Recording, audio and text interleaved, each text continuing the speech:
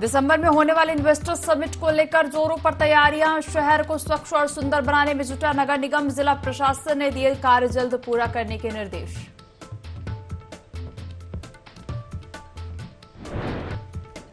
मुख्यमंत्री पुष्कर सिंह धामी बांटेंगे नियुक्ति पत्र। महिला सशक्तिकरण और बाल विकास विभाग में चयनित लोगों को देंगे पत्र। मंत्री रेखा आर्या ने दी जानकारी।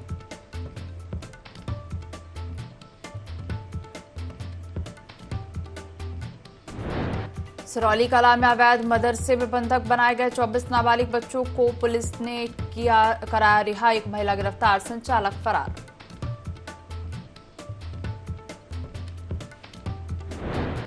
हरिद्वार में भगवानपुर नारायण इंडस्ट्रीज में लगी भीषण आग। 10 घंटे बाद भी नहीं पाया जा सका काबू। दमकल की 13 गाड़ियां आग बुझाने में जुटी।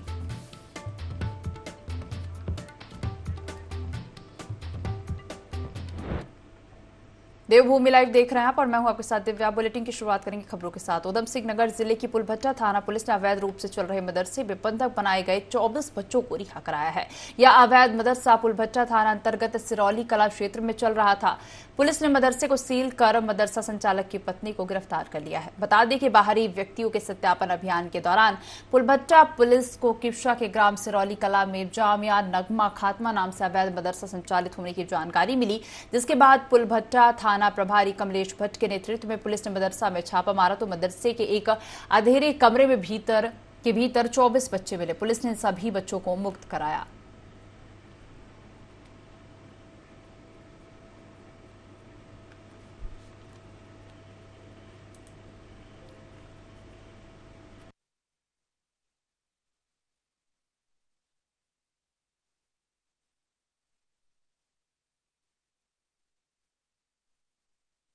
क्षेत्र में कि अनधिकृत रूप से मस्जिद का सेकंड फ्लोर में कुछ बच्चों को पढ़ाया जाने करके उस चीज का तस्दीक करने के लिए पहले हमारा एएसआई गए थे। उसमें पुष्टि हुआ तो तब तक तो तुरंत हमारा एसओपी गए वहां पे उन्होंने देखा कि 25 के आसपास के बच्चों को, लोकल के बच्चों को या बाहर के बच्चों को, सबको पढ़ाया जा रहा था अनधिकृत रूप से मदरसा के रूप में। वो सेकेंड फ्लोर में, मस्जिद का सेकेंड फ्लोर में वो पढ़ाया जा रहा था। तत्काल हमने त्वरित कार्रवाई करते हुए सुसंगत धाराओं में हमने अभियोग पंजीकृत कर दिया गया है और मस्जिद का संचालक और मदरसे का जो पढ़ाने वाले लोग हैं उन सबके विरुद्ध जो है हम कानूनी रूप से कार्रवाई करें। भगवानपुर के रायपुर में बल्ब बनाने की फैक्ट्री में अचानक आग लग गई। आग लगने से पूरे इलाके में हड़कंप मच गया। फायर ब्रिगेड के अधिकारियों के मुताबिक सूचना मिली थी कि Narayan industries Raipur industries area Bhagwanpur में भीषण आग लग गई। मौके पर प्रभारी भगवानपुर और प्रभारी रुड़की के नेतृत्व में 3 गाड़ियों ने आग बुझाना शुरू किया। सीएफओ हरिद्वार भी मौके पर पहुंचे और आग को बढ़ते हुए देखकर मायापुर हरिद्वार से 2 गाड़ियां, लक्सर और देहरादून से 2 गाड़ियां, वहीं उत्तर प्रदेश के सहारनपुर से 2 गाड़ियां मौके पर मंगाई गई। करीब 7 घंटे बाद आग पर काबू पाया गया।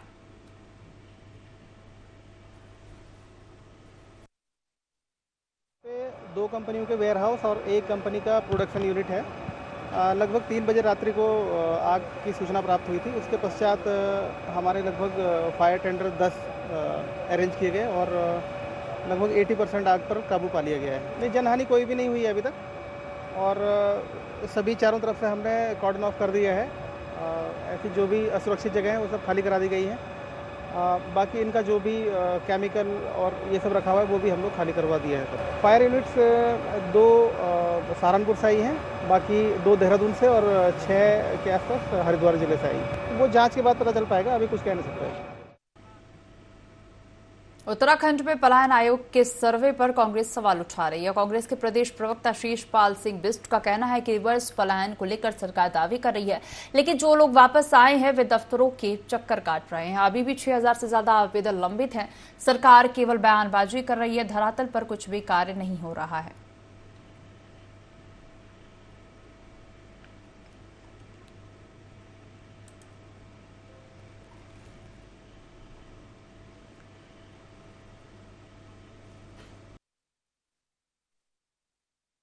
रिवर्स पलायन की सरकार लगातार दावे कर रही है और कोरोना काल में तो जो है रिवर माइग्रेशन के लिए सरकार ने बाकायदा कैंपेन चलाया और बड़े बड़े दावे किए, लेकिन आप देखिए कि कितने नौजवान वापस आए। जो भी वापस आए वो जो है सरकारी दफ्तरों के चक्कर काट काट के थक गए और साल भर बाद फिर वापस लौट गए। तो रिवर माइग्रेशन की बात सरकार लगातार करती है। अभी भी सरकारी बैंकों में 6,000 से ज्यादा आवेदन लंबित हैं बेरोजगारों के रोजगार के लिए। आप पहले उनको तो निपटाइए। जब आपकी नीतियां सरल नहीं होंगी, आप सिंगल विंडो सिस्टम की बात करते हैं, आप कहते हैं कि बेरोजगारों के हित में नीतियां बनेंगी, फिर ये बेरोजगार जो है निराश होकर के क्यों लौट रहे हैं, क्यों पलायन लगातार बढ़ रहा है। सीमांत गांवों का विकास होना चाहिए, वहां पर पलायन रुकना चाहिए। ये राष्ट्र हित में भी है, प्रदेश हित में भी है, ये बात हम लगातार कह रहे हैं। लेकिन सरकार केवल बयानबाजी करती है, जुमलेबाजी करती है। धरातल पर अगर विकास होगा, रोजगार नौजवान को मिलेगा, व्यवस्थाएं राज्य में सुधरेंगी तो वो दिखाई देंगी ना। वो दिखाई नहीं दे रही हैं। बयानबाजी से काम नहीं चलेगा, रिजल्ट चाहिए। बुराई पर अच्छाई की जीत के प्रतीक विजयदशमी पर्व की देहरादून में तैयारियां जोर शोर से चल रही हैं। हरियाणा के अंबाला से आए कारीगर देहरादून के परेड ग्राउंड में रावण सहित अन्य पुतले बनाने में जुटे हुए हैं। खास बात यह है कि इस बार रावण दहन में रिमोट तकनीक का इस्तेमाल भी किया गया है। इस बार देहरादून के निवासी विजयदशमी में 131 फीट ऊंचे रावण का पुतला दहन होते हुए देखेंगे। उत्तराखंड के इतिहास में पहली बार होने जा रहा है। हरियाणा से आए तेजिंदर सिंह चौहान का कहना है कि इस साल रावण के पुतले को 3000 मीटर कपड़ा, 24 फुट हाइट के 520 बांस, 25 कुंतल लोहे से बनाया जा रहा है। बता दें कि विजयदशमी के अवसर पर रामलीला कमेटी की ओर से शोभा यात्रा भी निकाली जाएगी।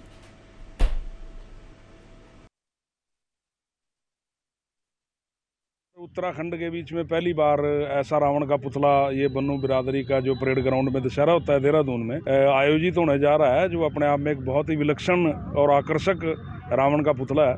इसकी ऊंचाई 131 फुट है और इसको इस बार रिमोट कंट्रोल के द्वारा दहन किया जाएगा। इसमें 12 पॉइंट रिमोट कंट्रोल के फिट किए गए हैं और इको फ्रेंडली क्रैकर्स इसके बीच में इस बार लगाए गए हैं। और वो 12 पॉइंट में स्टेप बाय स्टेप जो हमारे चीफ गेस्ट इस कार्यक्रम के होंगे। पिछले 75 सालों से हमारी बन्नू बिरादरी दशहरा कमेटी मनाती आ रही है। हमारा ये 131 फुट का रावण पुतला तैयारी में है पूरा, और तैयारी करते हुए हमारे जो इस बार चौधरी तेजिंदर सिंह जी हैं बराड़ा से आए हुए हैं, वो पूरी तैयारी कर रहे हैं, पूरे जोर शोर से लगे हुए हैं। जो टीम आई है उन्होंने तो रूप दिया ही दिया, उसके साथ साथ हमारी अपनी टीम ने अलग रूप दिया। और भव्य लंका है इस बार 35 बाय 35 की, और उसके आगे भी 2 राक्षस के पुतले हैं, वो भी ऐसे ही लगेंगे, जीते जागते राक्षस लगेंगे आपको। और शोभा यात्रा की तैयारी है हमारी, भव्य शोभा यात्रा है, उसमें भी नई झांकियाँ हमने तैयार करी हैं, हमारी टीम ने तैयार करी हैं और तैयारियां चल ही रही हैं इस टाइम, और बड़े जोर शोर से तैयारियां चल रही हैं और बढ़िया तैयारी। कांग्रेस के वरिष्ठ नेता और पूर्व मुख्यमंत्री हरीश रावत ने जोईवाला में पत्रकार वार्ता कर भाजपा की डबल इंजन सरकार को घेरा और तमाम मुद्दों पर अपनी बात रखते हुए कहा कि कांग्रेस अपने सहयोगी दलों के साथ 2024 में सरकार बनाएगी और फिर आमजन के मुद्दों पर काम करेगी, क्योंकि डबल इंजन वाली सरकार से आज हर कोई त्रस्त है। जोईवाला के तमाम मुद्दों पर भी पूर्व मुख्यमंत्री हरीश रावत ने कहा कि वीवीआईपी विधानसभा जोईवाला में विकास योजनाएं अधर में लटकी हुई हैं। सरकार को नींद से जगाने के लिए कांग्रेस किसान सम्मान पदयात्रा का आयोजन करेगी ताकि किसानों का शोषण ना हो और सरकार को समृद्धि आ जाए।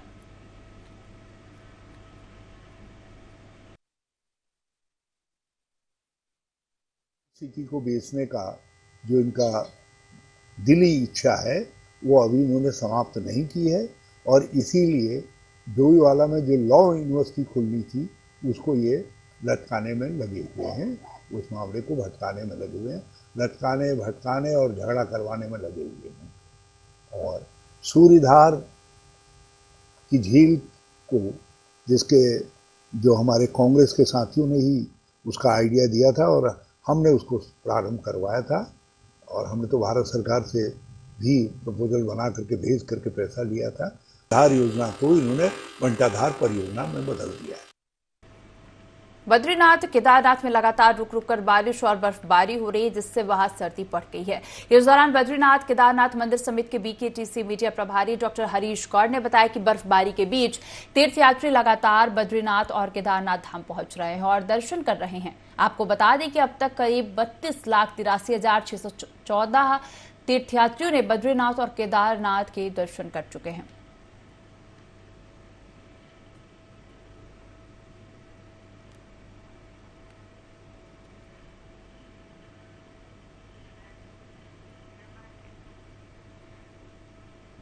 उत्तराखंड में भाजपा और कांग्रेस दोनों ही दल के नेता लोकसभा चुनाव की तैयारी में जुट गए हैं। भाजपा के नेता जहां प्रदेश का लगातार दौरा कर रहे हैं, पीएम मोदी भी दौरे पर जा चुके हैं। वहीं कांग्रेस के स्थानीय नेताओं को वरिष्ठ नेताओं का इंतजार है।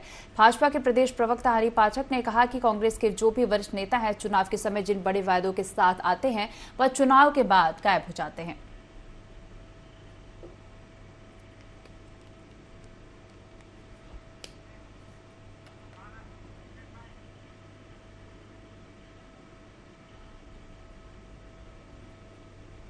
पीएम मोदी की जागेश्वर यात्रा के बाद अब इस ज्योतिर्लिंग को 5वें धाम के रूप में मान्यता मिल गई है। अब तक प्रदेश को 4 धाम केदारनाथ, बद्रीनाथ, यमुनोत्री, गंगोत्री के नाम से जाना जाता था, लेकिन अब प्रधानमंत्री नरेंद्र मोदी की जागेश्वर यात्रा के बाद 5वां धाम भी विकसित हो गया है। भाजपा प्रदेश प्रवक्ता हरि पाठक का कहना है कि जागेश्वर धाम को मास्टर प्लान के तहत केदारनाथ और बद्रीनाथ धाम की तर्ज पर विकसित किया जा रहा है। यह कार्य मानस खंड मंदिर माला मिशन के तहत होगा। पीएम नरेंद्र मोदी ने इसका शिलान्यास कर दिया है। मास्टर प्लान के तहत होने वाले कार्यों में तेजी आएगी। जागेश्वर धाम में मास्टर प्लान लागू होने से इससे न केवल मंदिर का सौंदर्यीकरण होगा, बल्कि बुनियादी सुविधाओं का भी विस्तार होगा। देखिए, बहुत ही अच्छी पहल है हमारे मुख्यमंत्री श्री पुष्कर सिंह धामी जी द्वारा कि उन्होंने मानस खंड माला मिशन को आगे बढ़ाते हुए ये कार्य कर रहे हैं, क्योंकि सारे तीर्थ मंदिर अगर आप देखेंगे तो गढ़वाल में स्थित है। कुमाऊं को बढ़ाने के लिए और कुमाऊं में पर्यटक स्थल स्थापित करने के लिए, पर्यटन को रुझान देने के लिए जिस प्रकार से ये मानस खंड माला मिशन चला है, इससे सारे कुमाऊं के मंदिर और डेवलप होंगे और वहां टूरिस्ट आएंगे। और जिस प्रकार अभी आपने देखा होगा, देश के यशस्वी प्रधानमंत्री नरेंद्र मोदी जी ओम पर्वत और जिस जगह पर यहाँ पर पिथौरागढ़ में गए, इतनी सारी 4,800 करोड़ रुपए से ऊपर की परियोजनाएं लागू करी हैं। उत्तराखंड का विकास होता जा रहा है और होता रहेगा भारतीय जनता पार्टी की सरकार में। लक्सर नगर में साई मंदिर के पास करीब आधा दर्जन युवकों ने एक युवक के साथ मारपीट की, जिसका वीडियो अब सोशल मीडिया पर वायरल हो रहा है। वहीं पुलिस ने अपने स्तर पर आरोपी हमलावरों की पहचान करते हुए पीड़ित पक्ष की रिपोर्ट दर्ज की है। आरोपी मारपीट कर फरार हो गए हैं। पुलिस मामले की जांच कर रही है। वहीं हमलावरों ने उसके पुत्र को जान से मारने की धमकी भी दी है।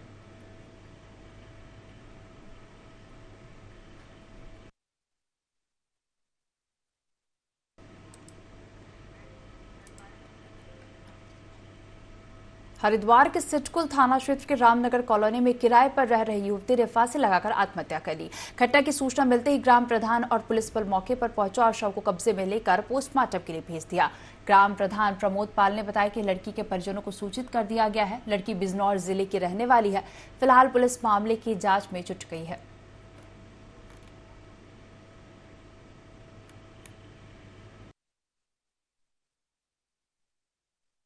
गांव के निवासी आशीष भाई, उनके मकान पे एक किराए में लड़की रहती थी अपनी सहेली के साथ में। तो वो सहेली 2-3 दिन से इससे अलग है, वो कहीं और रहती है अपनी बहन के साथ में। या उसके कोई घर में उसका कोई घटना जानकारी हुई है कि घटना हुई है, तो वहाँ पे गई हुई है। जानकारी हुई कि इसने सुसाइड कर लिया अपना।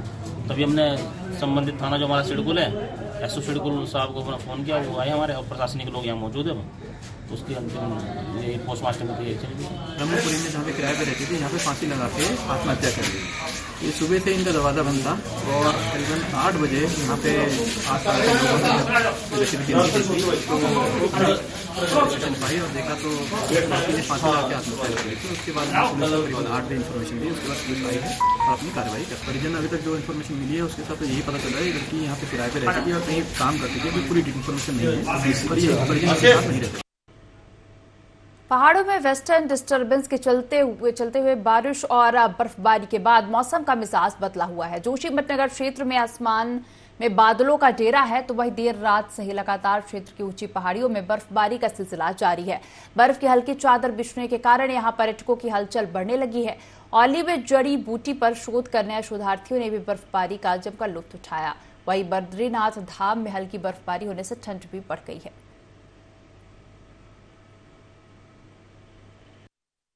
ऊपर आ रहे थे तो बारिश हो रही थी, पर ऊपर आते आते ठीक ठाक बर्फ़ पड़ गई है। ठंडा भी काफ़ी हो रहा है यहाँ पे और अच्छा लग रहा है। अक्टूबर में ऐसी बर्फ़बारी होना अच्छे संकेत भी हैं, ठीक भी है, बढ़िया अच्छा बर्फ़बारी हो रही है। तो यहाँ पे औली में एक हर्बल गार्डन है, तो वही देखने आए थे हम। तो जब हम ऊपर आ रहे थे तब नीचे बारिश हो रही थी, तो जैसे हम ऊपर आए देखे कि यहाँ पे बर्फ़ पड़ रही है, तो फिर काफ़ी ठंडा भी हो गया, काफ़ी अच्छा भी लग रहा है देखने में। तो एक्सपेक्ट नहीं किया था कि इतनी जल्दी अक्टूबर के महीने में यहाँ पे बर्फ़ पड़ेगी। तो काफ़ी अच्छा लग रहा है, यहाँ पे मौसम को काफ़ी बढ़िया है। मतलब पिछले साल के मुकाबले इस बार थोड़ा ठंडा ज़्यादा गलन है, गलन थोड़ी ज़्यादा है। देहरादून में दिसंबर में होने वाले इन्वेस्टर्स समिट को लेकर तैयारियां जोरों पर हैं।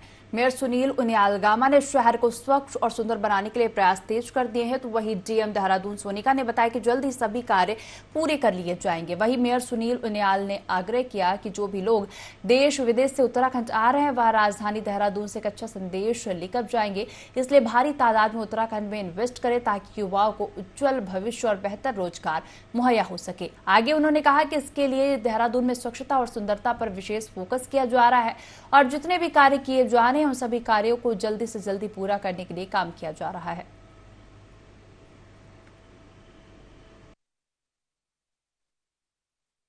इन्वेस्टर समिट से पूरे देश से विदेश से हमारे देहरादून में सब लोग आएंगे। तो हमारा दायित्व है, हमारा कर्तव्य है कि जो शहर की साज सज्जा है, शहर की व्यवस्था है, वो ठीक हो। बैनर पोस्टर जो सड़कों में लटके रहते हैं उसको भी सब हटाने के लिए कहा है। तो शहर सुंदर भी दिखना चाहिए, स्मार्ट भी दिखना चाहिए और जो लोग यहाँ से देहरादून आएंगे उनको हमारे शहर का एक वातावरण भी अच्छा लगना चाहिए और उन्हें लगना चाहिए कि शहर देहरादून जो है अच्छा शहर है। हम लोग एक तो जो पूरी शहर है उसमें जो ब्यूटिफिकेशन का कार्य है, रोड का कार्य है, जंक्शन इम्प्रूवमेंट का कार्य है और जहाँ जहाँ हम लोगों को लगता है कि चीज़ें और इम्प्रूव, फसाड डेवलपमेंट किया जा सकता है या कुछ और इम्प्रूवमेंट किया जा सकता है, उस पर भी काम चल रहा है। तो सारी एजेंसीज अभी काम में लगी हुई हैं, एमडीडी, नगर निगम, जिला प्रशासन और पीडब्ल्यूडी, यूपीसीएल, सभी विभाग जो है अपने अपने स्तर पे कार्रवाई कर रहे हैं। अभी इनके फंड रिलीज हो गए हैं और डीपीआर वगैरह सब बन गई हैं। जहाँ तक मुझे जो अपडेटेड स्थिति है वो यही है कि कॉन्ट्रैक्टर भी ऑन बोर्ड आ गए हैं, तो कार्य अब गति पकड़। अगली खबर का रुख करेंगे। लोकसभा चुनाव को लेकर सभी अपने स्तर पर तैयारी कर रहे हैं। इसी बीच समाजवादी पार्टी भी प्रदेश में राजनीतिक जमीन तलाश रही है। दरअसल हरिद्वार पहुंचे सपा के प्रदेश अध्यक्ष शंभू प्रसाद पोखरियाल ने कहा कि उनकी पार्टी इंडिया गठबंधन के तहत उत्तराखंड में मजबूती से लोकसभा चुनाव लड़ेगी। चुनाव से पहले पूरे प्रदेश में पार्टी संगठन को मजबूत करने का काम किया जा रहा है। पार्टी जनता के साथ जुड़े सभी मुद्दों को मजबूती के साथ उठा रही है। सभी जिलों में पार्टी के कार्यकर्ता लोगों के बीच रहकर पार्टी की नीतियों की जानकारी लोगों को दे रहे हैं।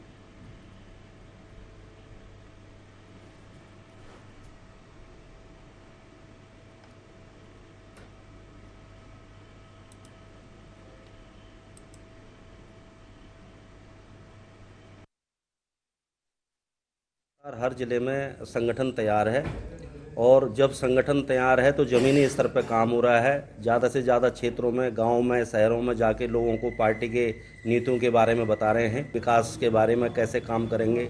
अगर उत्तराखंड में हमारी सरकार बनती है तो हम समाज के हित में काम करेंगे और मजदूर के हित में काम करेंगे, गरीब के हित में काम करेंगे, किसानों के हित में काम करेंगे। लोकसभा 5 सीटें हैं, इसमें देखिए गठबंधन का हिसाब है, वो राष्ट्रीय अध्यक्ष जी तय करेंगे। जैसा उनका मार्गदर्शन होगा वैसे काम करेंगे। पूर्व मुख्यमंत्री हरीश रावत के वीर सावरकर को लेकर दिए गए बयान पर भाजपा ने पलटवार किया है। भाजपा प्रदेश अध्यक्ष महेंद्र भट्ट का कहना है कि पूर्व मुख्यमंत्री हरीश रावत का बुढ़ापा झलकने लगा है। पूर्व मुख्यमंत्री हरीश रावत अब सिर्फ राहुल गांधी की बातों को दोहराने का काम करते हैं। भाजपा प्रदेश अध्यक्ष महेंद्र भट्ट ने आगे कहा कि आजादी की लड़ाई में वीर सावरकर के योगदान को भुलाया नहीं जा सकता।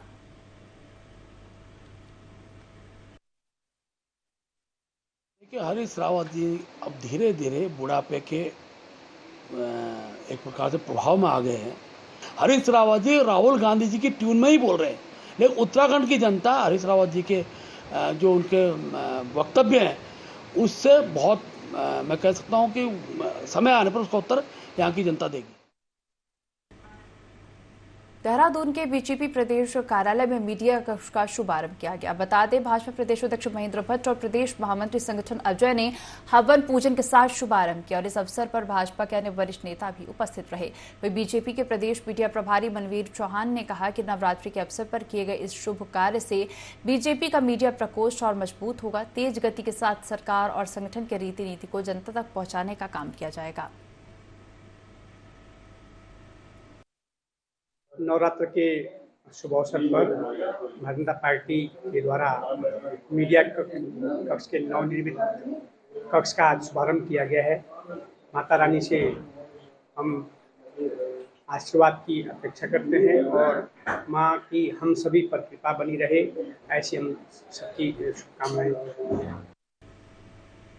कांग्रेस पार्टी ने भू कानून को जल्द से जल्द लागू करने की मांग की है। कांग्रेस पार्टी के प्रदेश उपाध्यक्ष सूर्यकांत धस्माना ने कहा कि राजधानी देहरादून 4 धाम यात्रा मार्गों पर बड़े पैमानों पर भूमाफिया मनमानी तरीके से काम कर रहे हैं।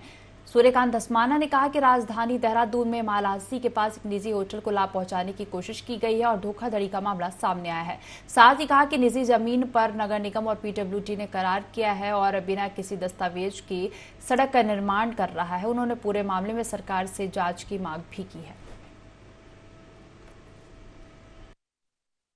देहरादून में एक मामला उजागर हुआ है, राज्य सूचना आयोग ने उसको बड़ी गंभीरता से लिया है और उसमें सुनवाई जारी है। आपको आश्चर्य होगा कि पीडब्ल्यूडी एक सड़क बना रही है, जिस सड़क को किसने स्वीकृत किया, किसने आदेश किया, कुछ पता नहीं। जमीन पीडब्ल्यूडी की नहीं, जमीन वो नगर निगम से एमओयू करके सड़क बना रहे हैं। वो नगर निगम का जो एमओयू है और पीडब्ल्यूडी के बीच में जो एमओयू है, उसमें जो नगर निगम का हस्ताक्षर करने वाला अधिकारी है, वो कह रहा है कि शायद मेरे हस्ताक्षर ये नहीं है। उसमें जो पूरी औपचारिकताएं होनी चाहिए थी एमओयू में, वो औपचारिकताएं नहीं हो रखी है और नगर निगम ने यह स्पष्ट रूप से कह दिया है कि यह भूमि हमारी नहीं है। तो ये भूमि जब नगर निगम की नहीं है, राजस्व विभाग की नहीं है, पीडब्ल्यूडी की नहीं है, ग्रामीण कह रहे हमारी है और उसमें सूचना के अधिकार में जो सूचनाएं प्राप्त हुई उसमें स्पष्ट रूप से आ गया कि वो भूमि नगर निगम की नहीं है। तो नगर निगम उसमें एमओयू कैसे कर सकता है। केएलडीएवी इंटर कॉलेज में मारपीट की घटना से हड़कंप मच गया। मामला केएलडीएवी इंटर में शिक्षकों की पदोन्नति में हुए भ्रष्टाचार और अन्य मामलों में स्कूल प्रबंधन के गैर जिम्मेदाराना व्यवहार का बताया गया, जिसे लेकर स्कूल के सहायक अध्यापक अरविंद कुमार ने पिछले कई माह से अधिकारियों और मंत्री तक को शिकायत की, लेकिन भ्रष्टाचार के इस मामले में किसी भी स्तर से कोई कार्रवाई नहीं हुई। इस पर सहायक अध्यापक ने धरने का ऐलान किया। वहीं सहायक शिक्षक ने प्रधानाचार्य पर मारपीट करने का आरोप भी लगाया है। हमारे विद्यालय के प्रधानाचार्य हैं और कुछ वहाँ पर जो फर्जी शिक्षक नियुक्त था, उनके द्वारा ये सुनियोजित तरीके से फर्जी शिक्षक और एक वहाँ पर प्रधान लिपिका जो खुद भी फर्जी है और उन्होंने वहाँ पर गंभीर व्यक्ति अनियमितता किया, जिनकी शिकायत मैंने की थी और जिनकी उस पर जांच भी बैठ चुकी थी। उनके द्वारा मिड डे मील के नाम पर, पीटीए के नाम पर और जो है इनकम टैक्स की चोरी, बहुत ही ऐसे उन्होंने किए हुए हैं कारनामे। ऐसे अपराधी प्रवृत्ति के व्यक्ति को प्रधानाचार्य पद पर रहने का कोई अधिकार नहीं है और इसके खिलाफ जो भी मेरे आरोप हैं उनकी गंभीरता से एसआईटी या सीबीआई जांच की मैं मांग करता हूं। मारपीट नहीं की, उस टीचर को धरना प्रदर्शन की उसने मैं नोटिस दिया था, उसको हमने अनुमति नहीं दी। जब ये धरना प्रदर्शन के लिए कॉलेज में अंदर घुस रहा था, हमने इसको अंदर घुसने के लिए मना किया। इसने मेरे साथ बदतमीजी की, मारपीट शुरू कर दी और वहाँ हमारे कई साथी मौजूद थे। हमारे द्वारा कोई मारपीट नहीं की, इसके द्वारा ही मारपीट की गई और 3-4 लोग और बाहर के इसके साथ थे। खुद तोड़ा है इसने, हमने नहीं तोड़ा, खुद तोड़ा है। हमारे द्वारा कोई नहीं तोड़ा गया, इसने खुद तोड़ा है। ये ब्लैकमेलर है, इसके बारे में सबको पता है, ब्लैकमेलर है। थराली विकासखंड के अटल आदर्श इंटर कॉलेज तलवाड़ी में राज्य विधिक सेवा प्राधिकरण के तत्वाधान में विधिक जागरूकता और साक्षरता शिविर लगाया गया, जिसमें उच्च न्यायालय के न्यायाधीश और राज्य विधिक सेवा प्राधिकरण के कार्यकारी अध्यक्ष मनोज तिवारी ने बतौर मुख्य अतिथि शिरकत की। शिविर में आमजन को संविधान और नागरिकों के मौलिक अधिकारों और कर्तव्यों सहित तमाम जानकारी दी गई। साथ ही जन समस्याओं से जुड़ी शिकायतों को भी दर्ज किया गया। तो वहीं समाज कल्याण विभाग द्वारा दिव्यांगजनों को मुख्य अतिथि मनोज तिवारी की उपस्थिति में निःशुल्क व्हील चेयर और बैसाखियां दी गई। साथ ही हंस फाउंडेशन द्वारा दृष्टिबाधित लोगों को चश्मे और कमजोर श्रवण शक्ति वालों को कान की मशीन निःशुल्क प्रदान की गई। इस बुलेटिन में फिलहाल इतना ही। आप बने रहिए IND 24 के साथ। नमस्कार।